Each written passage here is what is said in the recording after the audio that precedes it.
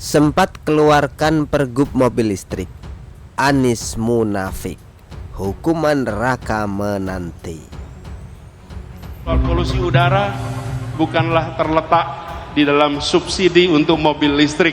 Yang pemilik mobil listriknya adalah mereka-mereka yang tidak membutuhkan subsidi. Betul?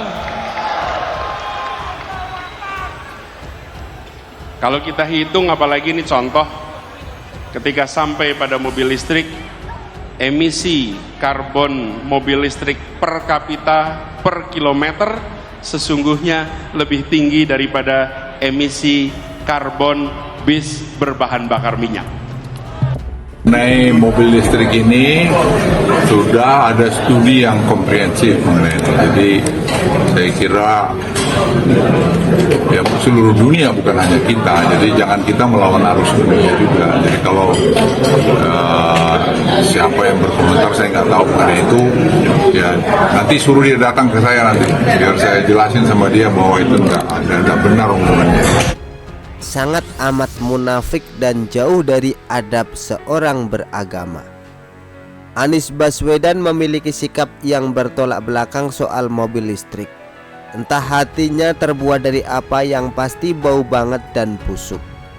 Soal mobil listrik dan peraturannya dan tanggapannya, kita melihat bahwa Anies Baswedan ini memiliki sikap munafik yang begitu akut dan parah, sampai-sampai bikin saya naik darah. Manusia yang dicapreskan oleh Partai Dungu melontarkan kritik terhadap kebijakan subsidi mobil listrik. Si manusia terbodoh versi Google itu mengatakan bahwa kebijakan subsidi ini bukan solusi untuk mengatasi polusi udara, tapi justru menambah jumlah mobil di jalanan dan membuat kemacetan di mana-mana. Kalimat ini muncul baru-baru saja di Jawa Timur saat dia ngebacot nggak jelas di depan relawannya yang juga otaknya nggak tahu di mana waktu Anies lagi ngomong. Karena jika merunut ke belakang, pernyataan tersebut sungguh bertolak belakang dengan antitesis dengan kebijakannya sendiri saat menjadi manusia terbodoh di DKI Jakarta versi Google.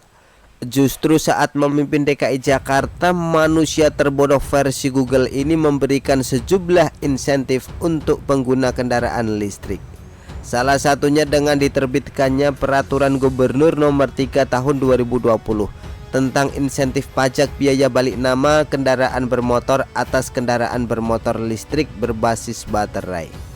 Lewat aturan ini, pemberian insentif berupa pembebasan pajak biaya balik nama kendaraan bermotor alias BBNKB untuk penyerahan kendaraan motor listrik berbasis baterai transportasi jalan.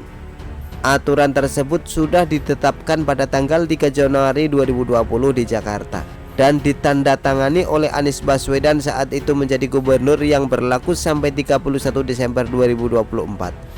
Aturan tersebut ditetapkan bukan oleh orang lain.